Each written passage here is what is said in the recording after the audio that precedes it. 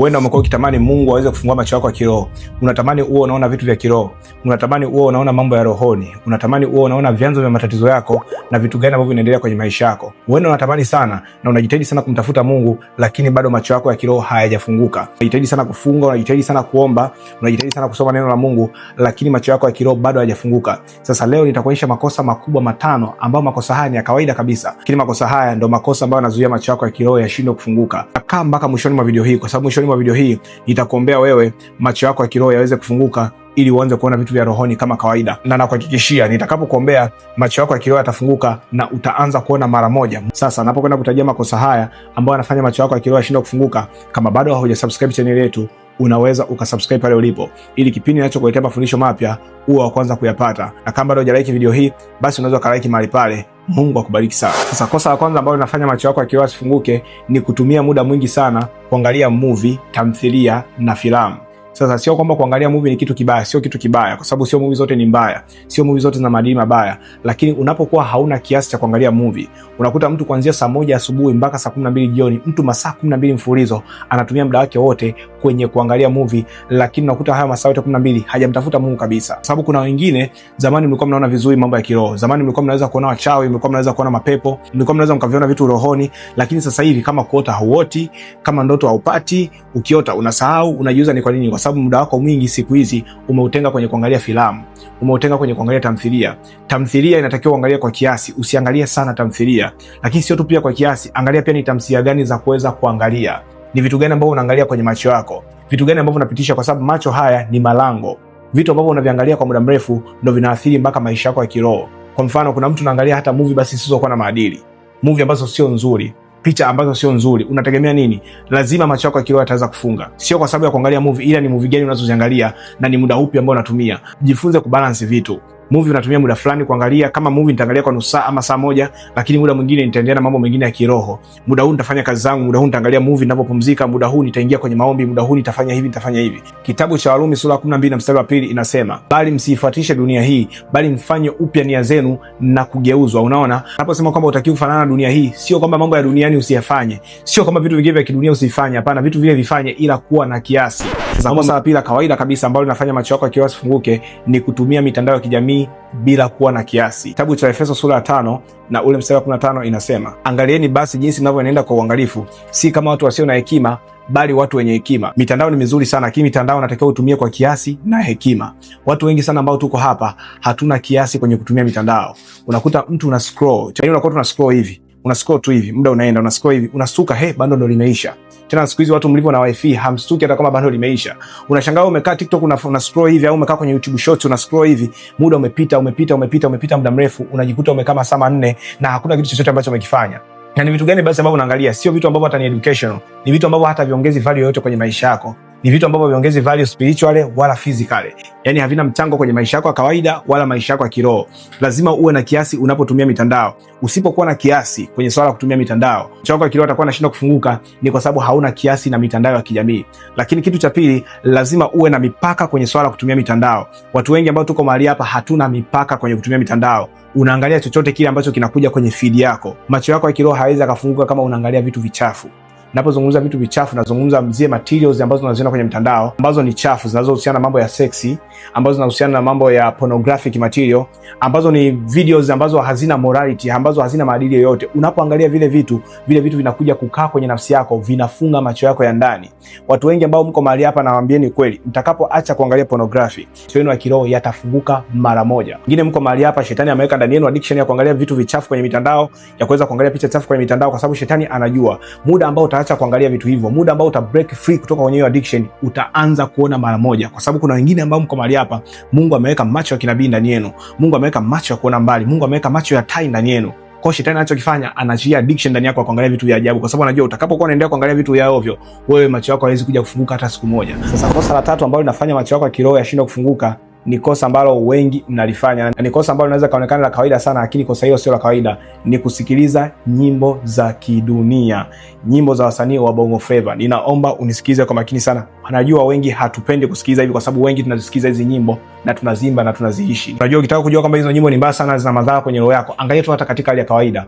Kuna nyimbo huwezi kukaa ukaangalia na mzazi wako. Yaani mzazi wako akiwa sebuleni na ukikaa, ukiona kuna nyimbo inakuja, unaweza ukazuga ukaondoka pale sebuleni. Kwa nini?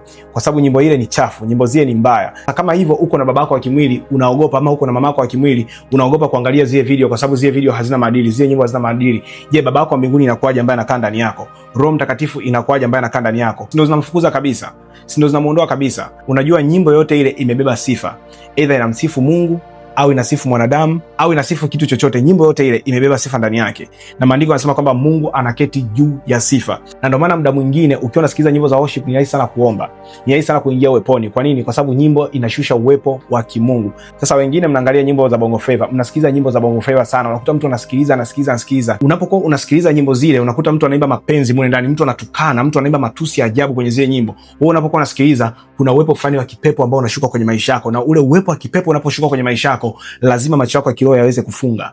Macho yako ya kiroho haiwezi akafunguka, kwa sababu hamna uwepo wa kimungu, hamna uwepo wa Roho Mtakatifu ndani yako. Roho Mtakatifu hawezi kukaa sehemu ambayo unasikiliza manyimbo yaliyojaa mapenzi, yaliyojaa matusi. Roho Mtakatifu hawezi kukaa hapo, na ni kitu cha kawaida sana ambacho kinaonekana, na kitu hicho kinawakosi watu wengi sana. Ndio maana Biblia inasema katika kile kitabu cha Wafalme, kuna mfalme alikuwa anaenda kuuliza kwa Nabii Elisha kwamba je, twende vitani? Je, Mungu atatupa ushindi? Nabii Elisha alimwambia hivi, naombeni mtafutie mpiga piano, naombeni mtafikie mpiga kinanda. Maandiko yanasema kwamba mpiga kinanda alipokuwa ameanza kupiga kile kinanda, Roho wa Bwana akashuka ndani ya Elisha, akaanza kutabiri. Unaona, ilikuwa ni sauti, sio nyimbo.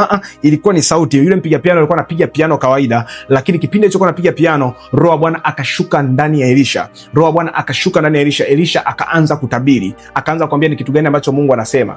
Lakini pia maandiko yanatuambia kwamba yamkini kuna sauti zilizo nyingi sana duniani, lakini hakuna hata sauti moja isiyokuwa na maana. Sasa napokwenda kuonyesha kosa la nne la kawaida kabisa ambalo linafanya macho yako ya kiroho yashindwe kufunguka, kama bado haujasubscribe channel yetu, unaweza ukasubscribe pale ulipo. Lakini kama bado hujalike video hii mpaka hapa tulipofika na unabarikiwa, basi unaweza ukalike mahali pale. Na kosa la nne linalofanya macho yako ya kiroho yashindwe kufunguka ni kujihusisha na mazungumzo ama stories zisizokuwa na maana. Kitabu cha Wakorintho wa kwanza sura 15 mstari 33 inasema, "Sidanganyike, mazungumzo mabaya huharibu tabia njema." Neno unalolisikia liko na roho. Kila sauti unayosikia iko na roho, kwa sababu maandiko yanasema kwamba kusanyikapo wawili watatu kwa jina langu, nami nipo katikati yao. Kama watu wengine wawili watatu wamekusanyika kwa mambo yenu wenyewe, kwa vitu vingine ambavyo sio sahihi, kwa vitu vingine visivyokuwa vya maana, sina maana kuna roho nyingine ambayo ni tofauti na roho ya Mungu ambayo inakuwa iko katikati yenu. Ndivyo hivyo. Na unapokuwa unakaa mahali pale, unapokuwa unakaa na watu wa namna ile, unapokuwa unakaa kwenye mazungumzo ambayo sio sahihi, macho yako ya kiroho yanafungwa. Na ndio maana natakiwa makini sana. Angalia siku ambayo umeota ndoto mbaya, mchana wake ulikutana na kina nani? Mchana wake ulikuwa unapiga story gani? Mchana wake ulikuwa unaongea nini? Siku ambayo unaona ulimwengu wako wa kiroho umevuruga, angalia mchana wake ulikuwa unaongea nini? Ulikutana kina nani? Ulifanya mazungumzo yapi? Ukiangalia hivyo utajua kabisa kwamba haya mashambulizi yanatokana na nini. Sasa kosa la tano la kawaida kabisa ambalo linakufanya wewe usiweze kusikia sauti ya Mungu ni upungufu wa imani. Kuwa na mashaka, kuwa na wasiwasi. Sasa watu wengi imani hatuna, kwa sababu kuna muda sio kama macho yako yakiwa yanafungukaga hivi. No, macho yako yanatakiwa funguke kwa kutumia imani. Ile imani ambayo iko ndani yako isukume yale macho yako ndani yaweze kufunguka. Unaamini kitu gani? Je, unaamini kwamba unaweza kaona rohoni, ama uamini kwamba unaweza kaona rohoni? Kuna mwingine anaweza kana zisikia habari hizi, lakini bado haamini kwamba kuna macho ya kiroho. Kuna ulimwengu mwingine ambao una exist ambao ni tofauti na ulimwengu huu wa kawaida ambao tunaujua. Kuna ulimwengu mwingine ambao ni tofauti na ulimwengu huu wa kawaida wa kimwili ambao una exist na watu wanaishi na vitu vipo. Utakapoanza kuamini, utakapoanza kuufahamu ulimwengu wa kiroho, macho yako ya kiroho lazima yataweza kufunguka, kwa sababu mambo ya kiroho yako hivi. Hauwezi ukaingia kwenye kiwango fulani kama hauna taarifa ama hauna knowledge na kiwango hicho.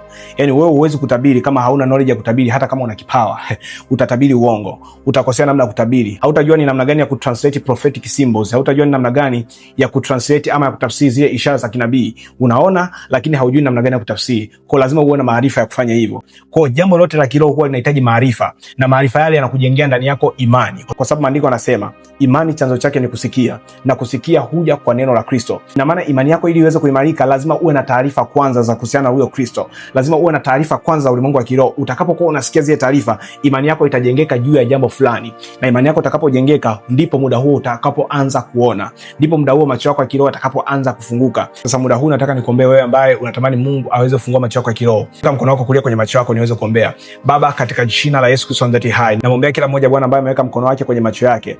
Mungu wa mbinguni, tazama, natamani macho yao ya kiroho yakapate kuweza kufunguka, wakapate kuanza kuona vitu vya kiroho. Baba, naombea kuanzia sasa macho yao ya kiroho yakafunguke kuanzia sasa kwa mamlaka ya jina la Yesu Kristo ndani hai. Baba, naombea kuanzia sasa macho yao ya kiroho yakawe wazi kuanzia sasa kwa mamlaka ya jina la Yesu Kristo ndani hai. Macho ya mioyo yao Bwana katiwe nuru kuanzia sasa katika jina la Yesu Kristo ndani hai. Amen. Na kama umejifunza kitu kupitia video hii, basi niandikie pale kwenye comment section ya kwamba nimejifunza kitu. Lakini kama umebarikiwa sana, nataka ujiungamanishe na maombi haya kufungua macho ya kiroho kupitia sadaka yako, kwamba Mungu afungue macho yako ya kiroho kupitia pia hicho utakachokitoa, basi unaweza kutoa sadaka hiyo kupitia namba zetu za simu ambazo zinaonekana hapo chini kwenye skrini yako. Na utakapokuwa unafanya hivyo, Mungu wa mbinguni akakufungua macho yako kwa mamlaka ya jina la Yesu Kristo ndani hai. Kama utakapokuwa umepanda kwenye madhabahu hii, Mungu wa mbinguni akakukumbuke na akafungua macho yako ya kiroho kuanzia sasa kwa mamlaka ya jina la Yesu Kristo ndani hai. Amen. Lakini pia kama unataka uweze kufika kanisani kwetu, unaweza ukachukua namba zetu za simu ambazo zinaonekana upande wako kulia chini wa skrini yako, ukatupigia na tukakuelekeza ni namna gani ya kufika kanisani. Na muda huu tumefikia mwisho wa video hii. Kama bado hujasubscribe channel yetu, unaweza ukasubscribe pale ulipo, ili kipindi ninachokuletea mafundisho mapya ukawe wa kwanza kuyapata. Na kama bado hujalike video hii mpaka hapa tulipofika na imekubariki, basi unaweza ukalike mahali pale. Mungu akubariki sana. This is Apostle Deusi Sengo. Amen. Shalom. Peace.